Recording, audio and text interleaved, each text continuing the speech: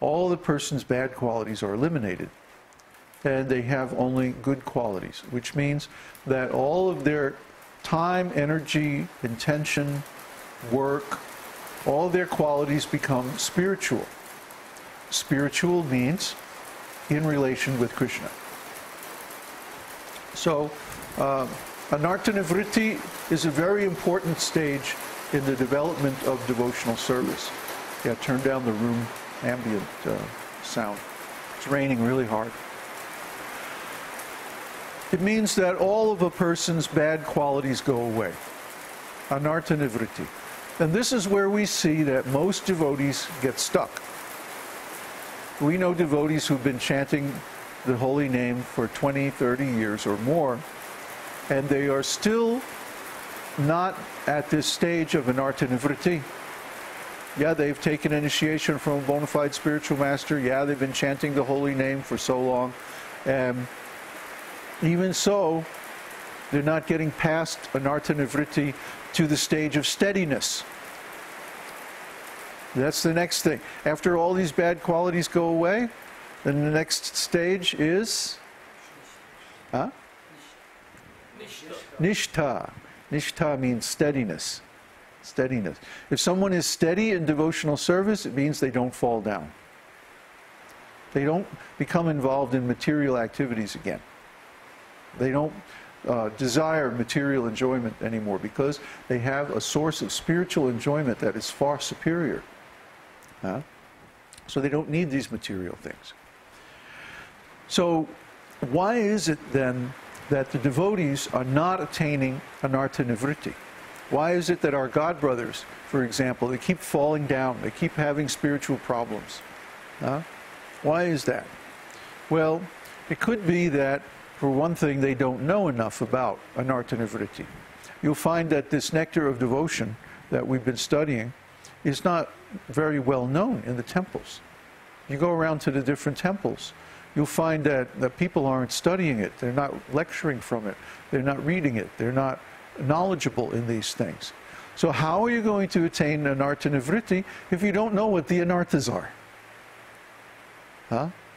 If you don't know that something is undesirable, if you don't know that it's going to lead you into a condition of poverty where you lose all your spiritual credits, then you won't know that, oh, this is something I ought to give up. You might even think that it's a good quality. But actually it's an albatross around your neck. It's a bag of rocks. And until you put your bag of rocks down, you can't receive the diamonds of higher stages of devotional service, like attachment for Krishna, ecstatic emotions, and pure love of Godhead. These are the higher stages on the path of devotional service. Until you get past this stage of anartha-nivritti, you won't be steady. How can you be a higher devotee if you're not steady, if you keep falling down all the time? If you're running a race and you keep falling down, well, you know, you're not going to come in first, that's for sure. So this devotional service is like a race, it's like a marathon. It means that you have to pace yourself. You have to find a pace that you can maintain and be steady at for a long period of time, years. And that is how you actually make it to the finish line.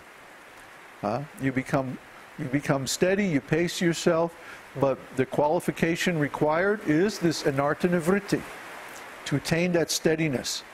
You can't be falling down all the time. You can't be tripping down, falling over material desires and material activities.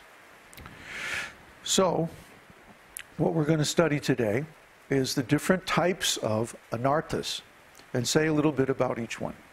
Does everyone have the link to the, yeah, give them the link there. I posted a PDF file, which we're all looking at here.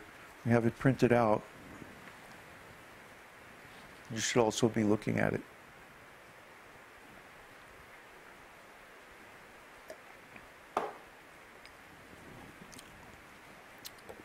So basically, anarthas, these unwanted things, are of four kinds. Svarūpa-bhrama means illusion about your spiritual identity.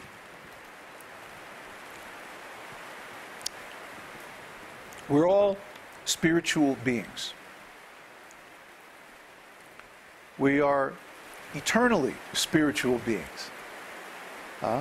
It's not like we have to become a spiritual being. We already are a spiritual being. And the proof of that is that we are conscious. Consciousness is not like anything else. Consciousness is so unique because without consciousness, nothing else is important. Think about it. If somebody knocks you on the head and you're unconscious, you can't think about anything, you can't do anything, you can't feel anything, you can't know anything, you can't have an opinion about anything, you can't say anything, you can't have an emotion, you can't even perceive anything. You're unconscious. If you're unconscious, if you have no consciousness, nothing else is important. Nothing else matters. And you can't do anything. See? Consciousness is so important because consciousness is the thing that gives importance or value to everything else. Isn't it? What is a desire? If you look at a desire means you want to be conscious of some particular thing. I mean, at the root of it, you say, you know, I want a new car. Well, what does that mean? It means you want to enjoy the consciousness of yourself riding in your new car. Isn't it? What if we give you a new car and then we give you some anesthetic and knock you out, and then we put you in your new car? Are you going to enjoy your new car? No, because you're unconscious. How can you enjoy your new car unless you're conscious? So if you have a desire for a new car, that means you want to be conscious of you having a new car. Otherwise, it's meaningless. Isn't it so? So, the very first thing, the very most important thing about being alive is that we are conscious. And consciousness is a very, very special thing. Because, for example, I can't see my own eyeball unless I'm in front of a mirror or something like that. But in ordinary situation, I can't see my own eyes. Isn't it? But I can see my own consciousness. If I ask you, are you conscious?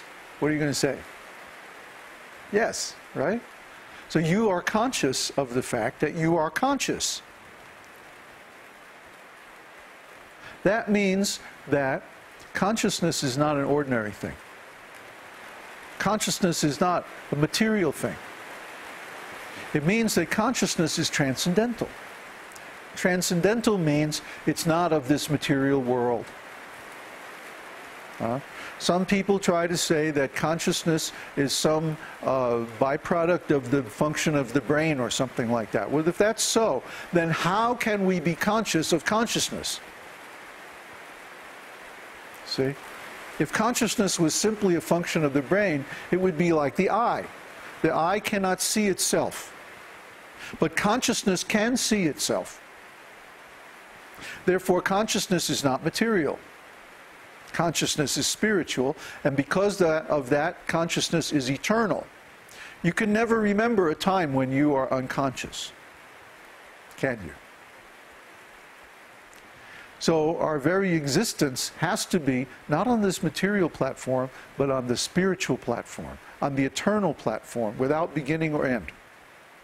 Because if our consciousness did end at any time, actually finish, then we wouldn't be a spiritual being at all. And then all of this, none of this would matter. Nothing would matter. Life would become meaningless. Because if consciousness ends, that means consciousness is simply material. It's simply a function of the brain. And what's the difference if one brain or one brain more or less, you know, there's no difference. There's no meaning to it, no value. When we say something has meaning, that means it has value. So the most valuable thing in the world is consciousness, because the value of every other thing in the world is dependent on consciousness. And without consciousness, nothing has any value. Or if consciousness is material, we reach the same conclusion, that nothing has any value. Might as well just all go off and kill ourselves. Huh? So consciousness, therefore, is the meaning and the value of life. And everything that's meaningful, everything that's valuable is derived from consciousness. Therefore, the knowledge about consciousness and the development of consciousness is the most valuable thing that we can do in life. So why is everybody spending so much time on material stuff? Huh?